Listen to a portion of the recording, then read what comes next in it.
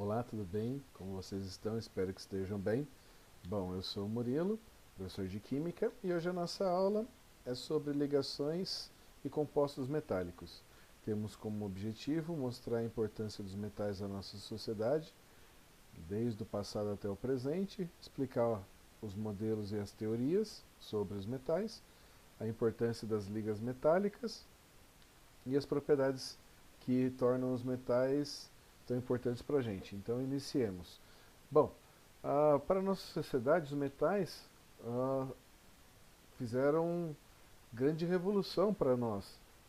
Por exemplo, tanto que tem uma era somente dos metais, onde os homens forjavam as suas armas, seus escudos, suas facas, seus utensílios. Atualmente, os metais são muito utilizados em tecnologia, na produção de circuitos eletrônicos, elétricos também. Não podemos esquecer dos transportes, óbvio que não são os mesmos metais, por exemplo, a, a armadura dos aviões são feitas de titânio, aqui é de ferro, ela pode ser alumínio também, perfeito? Não podemos esquecer dos, das embalagens metálicas dos alimentos, e óbvio, e principalmente na construção civil, na construção de grandes estruturas. Perfeito? Dá-lhe porco. Bom, por que os metais são do jeito que eles são? Né? Depois a gente vai discutir melhor as propriedades. Porque é o seguinte, lembra da aula de tabela periódica? Os átomos metálicos são muito grandes. E os elétrons da camada de valência estão tão afastados do núcleo que praticamente eles não sofrem influência de atração para o núcleo. Então eles têm a possibilidade de migrar, sair, simplesmente largar o átomo, abandoná-lo, perfeito? E percorrer todo o material. E ele vai ser atraído por cátions, que também por sua vez deixaram seus elétrons saírem, perfeito? Então, elétron de um átomo sai, vai ser atraído por um cátion de um outro metal, de um outro átomo que perdeu o elétron, daí ele vai escapar também, e assim vai indo. Ou seja, os elétrons de valência dos metais têm uma semi-liberdade de poder percorrer todo o material. E essa teoria nós chamamos de teoria do mar de elétrons. Perfeito? E vocês me perguntam, e os cátions, né, os átomos, como eles ficam? Eles ficam de uma forma bem organizada, que nós chamamos de retículo cristalino metálico, ou simplesmente retículo metálico. Então essas bolinhas aqui estão representando os cátions. Essas daqui são as forças de coesão que mantêm eles unidos. Então, percebendo que eles não são rígidos, travados, eles são maleáveis. Em todos esses espaços vazios, os elétrons estão percorrendo. Essa é a explicação, os modelos explicativos, perfeito? Bom, o que são ligas metálicas? Ligas metálicas nada mais são do que misturas homogêneas, onde o principal componente é o metal. E por que fazemos ligas metálicas desses metais? Para melhorar suas propriedades. Perfeito? Imaginemos, por exemplo, o ferro. O ferro, ele enferruja.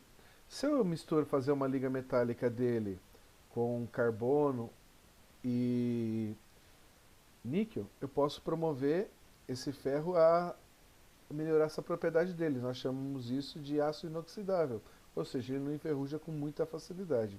Perfeito? O aço nada mais é que ferro com carbono. Isso aumenta a rigidez dele. Perfeito? Uh, o ouro, por exemplo, 18 quilates, é uma mistura de ouro, prata e cobre. E por quê? Porque o ouro puro ele é mole. Imagina essa joia aqui de ouro 24 quilates. Qualquer coisa deformaria esse anel. Então, para aumentar essa propriedade de ser duro, a gente acrescenta esses outros materiais. E assim vai, para o bronze, para a amálgama, para o metal wood. Fechou? Lembra que eu falei das propriedades? Então, vamos estudá-las então agora. Lembra do mar de elétrons, toda aquela teoria? Ela vai propiciar essas propriedades principais para os metais. Alta temperatura de fusão e ebulição. Aqui temos a coluna da fusão e aqui da ebulição, perfeito? Ok? Bom, pensemos juntos. Que são forças de coesão? São forças de atração, perfeito? Aquele mar de elétrons com aqueles cátions promove uma força de coesão, uma força de atração e de fixação muito alta. Então é difícil você separar esse retículo cristalino, ok? Então isso faz com que os metais tenham alta temperatura de fusão e ebulição. E devido a essas forças de coesão também, esses retículos ficam muito compactados. Isso não significa que não tem espaço vazio, ok? Tem, mas comparado com os outros materiais, eles são muito unidos. Isso faz com que ocupem tenham muita matéria por pouco espaço. Isso faz com que a densidade seja elevada. Olha, por exemplo, o ouro. O ouro tem uma densidade de 19,28, ou seja, a cada 1 centímetro cúbico, ou seja, 1 ml, se eu pegar um ml de ouro e pesar, ele vai pesar quase 20 gramas. Ou seja, uma densidade alta pra caramba. Perfeito? Ah, lembra dos elétrons livres? Perfeito. Quando eu emito uma luz sobre os metais, e óbvio, ele tem que estar polido, bonitinho, com a superfície bem lisa, os elétrons do mar de elétrons conseguem absorver essa luz que você está incidindo sobre o material. E ele começa a se excitar.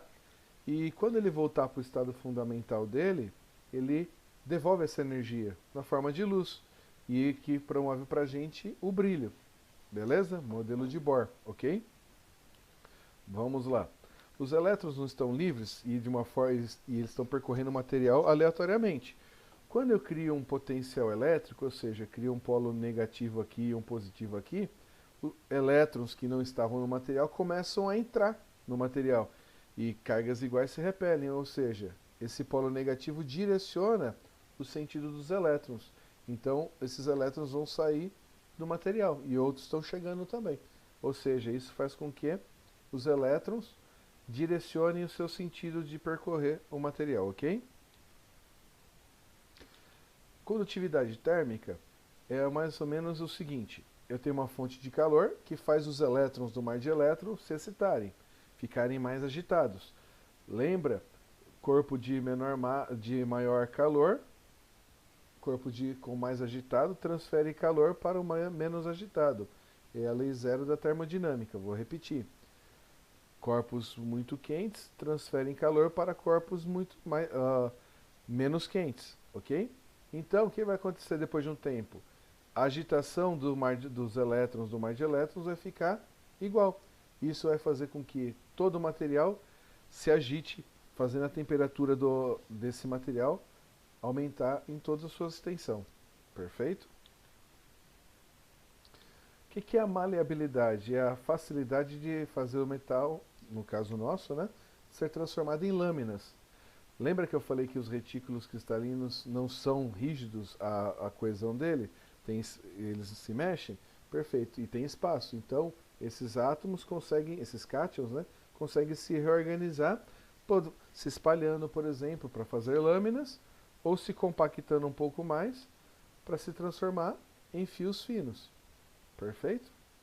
Então, maleabilidade é a facilidade de se transformar em lâminas, ductibilidade é a capacidade do material de ser transformado em fios. E os metais são muito maleáveis e muito dúcteis. Ok? Bom, era isso que eu tinha que falar para vocês. Perfeito? Agora é com vocês. Vocês têm atividades a serem realizadas. Fico à disposição para sanar suas dúvidas nas nossas lives.